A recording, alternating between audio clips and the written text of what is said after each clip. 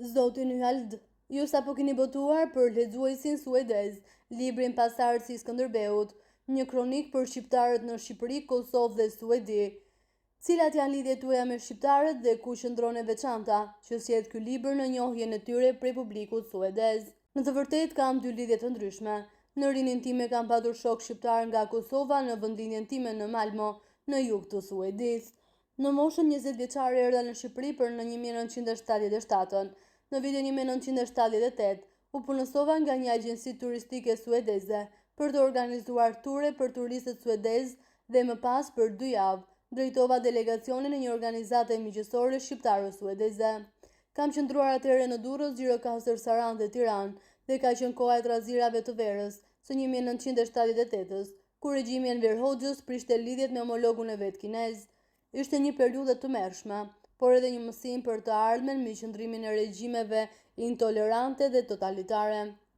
Përkundër gjithë shurmës dhe problemeve, miqësia ime me shqiptarët nisi të rritej kur isham aktivist në solidaritetin me Kosovën gjatë viteve të fundit të regjimit të Titos dhe më pas gjatë territorit të Miloševićit, kur u forcua shtypja kundër shqiptarëve.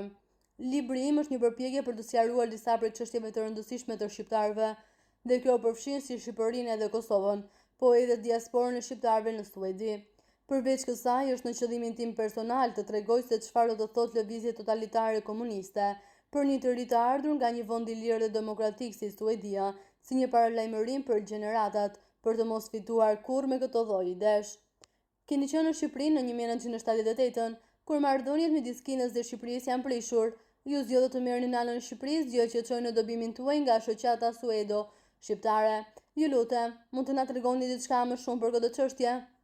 Kam punuar në Shqipëri në vitin 1978, në fillim si udhëheqës turistik dhe më pas si kryetari i delegacionit nga Suedia. Kur Kina dhe Shqipëria prishën marrëdhëniet, unë vendosa të marr një qendrim pro-shqiptar, po kur u ktheva në Suedi, u përjashtova nga shoqata, e cila menaxhoi nga aktivist pro-kinez, si Jan Myrdal. Unë dalova si nga Shqipëria, ashtu dhe të merrja pjesë në çdo aktivitet për çështjet shqiptare në Suedi. 15 vjet më vonë u zgjodha antar nderi i shoqatës, por kjo nuk ishte më rëndësi për mua. Jeni shkrimtar, poet, studiues e përkthyes. Keni shkruar disa artikuj me veprat e Ismail Kadares në Suedi. A ka publiku suedez të tjera njohje nga letërsia shqipe veç Ismail Kadares? Në të vërtetë, vetëm Kadareja njihet mirë në Suedi. Në fund të viteve 70 u bë njohur dhe Dritëroa Godhi, ndërkaq ka patur shumë poetë që janë përkthyer në suedisht dhe janë bërë pjesë të antologjive. Kadare më shumë përmendet si fitues i mundshëm i çmimit Nobel. Në këtë libër keni bashkëpunuar me albanologun Ulmar Quik, emër tepër i njohur për publikun shqiptar. Do dëshironim të dinim diçka më tepër rreth këtij bashkëpunimi. Unë dhe Ulmar Quik jemi kolegë dhe miq prej 40 vjetësh. Jemi takuar për herë të parë në Shqipëri në 1978 gjatë 15 viteve të fundit dhe më shumë e kemi forcuar komunikimin ton rreth politikës dhe letërsisë.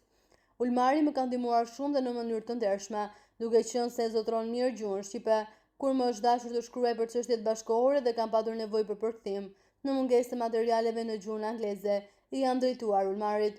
Ai është një njerëz bujar dhe shumë miqësor, gjithmonë i sjellshëm dhe i kuptueshëm.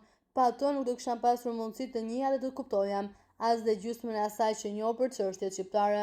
Sot shqiptarët e Kosovës përbëjnë një komunitet prej 55.000 banorësh në Suedi. Vetëm një pjesë e vogël e tyre janë nga Shqipëria.